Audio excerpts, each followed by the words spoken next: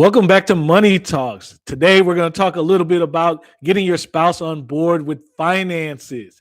And before we get started, if this is your first time coming here, please click that subscribe button and also the bell to let you know once I drop another video. And if you like the content, please feel free to give it a thumbs up once you get done. And if you really like it, please feel free to share it with a friend. Now, one of the hardest things to do when you're dealing with money and you're married, is really trying to start that conversation with your spouse.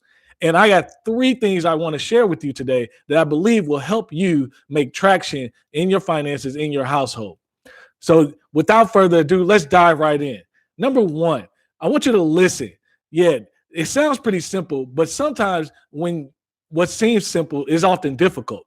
So, in this time of listening, I want you to actually sit back and actually listen to what your spouse tells you is uncomfortable. What is uncomfortable for them? And then really ask questions around why that is uncomfortable. The reason for that is many people act or react with their money based off previous experiences. And a lot of that is due to what we call the money story. So if you understand their experiences, you understand what you will now have the knowledge and the information to be able to say, hey, we have to act or we have to execute this budget this way so that my spouse feels comfortable, but also it's to help us reach the goal. So number one, I want you to listen to what makes your spouse uncomfortable. Also, I want you to listen. Another thing I want you to listen for is their goals. Think about it like this. Everyone has goals and everyone has subtle expectations that they may not have spoken about, or maybe they just didn't want to share for whatever reason. But the fact is, once you get married, you'll find there's a lot of unspoken communication. And this is where you really start to open those channels and build those pathways so that you can be successful. So I want you to listen to their goals, because when you're really sitting down dealing with your money, you're definitely going to have individual goals, but you're going to have team goals. And a lot of times you'll be able to see, based off where you both want to go, how those little things along the way, again, can be accomplished that they want to be accomplished. And that also helps your engagement. The last thing I want you to do when you're listening is listen to their expectations. That again goes back to the goals piece, but really understanding that there are certain roles or there were preconceived expectations. It's not wrong, but we're all human. There are already expectations in how you deal with money in that conversation. So it's your job to actually, from the spouse's standpoint, to actually listen for those expectations. And then at the end, you guys switch seats, and then the alternate spouse will go through that same thing. So I want you to listen.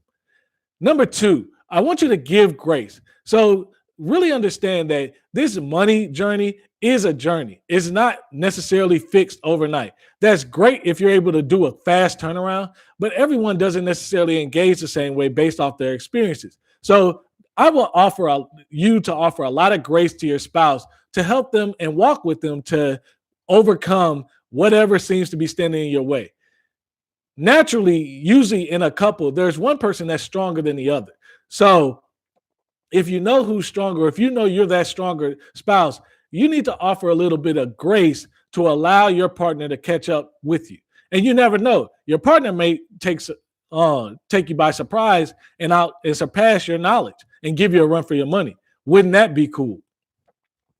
Then lastly, I want you to look at how you're setting boundaries and how to begin to set boundaries. Now, one good thing about the budget is it already has boundaries. And the fact is, when you write out a budget, when you write down all those different categories, you're actually already within boundaries. You're setting boundaries. And the biggest boundary that you have is your income. You cannot spend more money than you have. If you do, that's where you tend to fall into debt. So you want to be working within this plan. You want to be working within the budget. You want to be working within your income. So boundaries are necessary. But the boundaries in a marriage and the boundaries in a partnership look a little bit different. So I got three little boundaries that I want to help you get started, just to get your conversation flow going. These are things that help me and my wife really start to open that line of communication. And the one thing that I like to say is it starts off just as boundaries, but you'll find you start to talk a whole lot of other aspects about money.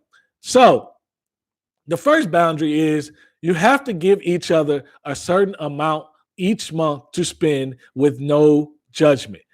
Again, anytime you're doing your budget, you should have money to spend for each other, but you have to do this as a partnership. So whether that's $200 a month, depending on where you are in your goals, whether it's $1,000 a month, it doesn't really matter. It's you both have to agree on, hey, you get X amount and I get X amount every month to spend. And however that person chooses to spend their money on themselves or doing whatever they like to do that is enjoyable for them, there's no judgment with that. The other thing with that spending money and setting the allowance is from a male and female perspective, man, we have to give a lot more grace to our women in this category, because not only it's a lot more work and effort for them to maintain through the month, it's a lot more expensive too. So we want to be fair and make sure that these amounts are set accordingly. You want to agree on them, but let's be fair as well. Number two, set a boundary for the amount of money that you cannot spend over without consulting your spouse. And what that means is whether it's $500 or $200 or $1,000, however that may be, you both have to come to an agreement of, hey, if you're going to spend $500, send me the courtesy of a text. So that way, that other side is in the loop about what's going on. The purpose of these boundaries and the purpose of these steps is to really actually give each person their independence while working in the partnership. It doesn't always have to be about team, because there are certain things you want to do just for yourself, and that's okay. And you can live very healthily financially and in the marriage for that. So, and lastly, I want you to look at a discussion time. What is your discussion time? So, with your discussion time, I want you to, in your boundaries, you have to set a time every month for all of you or both of you to sit down with your partner and discuss money. Whether it's one time a month, whether it's 2 times a month, whether it's 3 times a month, it doesn't really matter.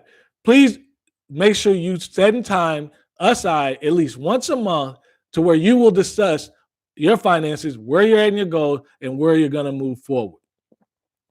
Again, pride can kill a partnership.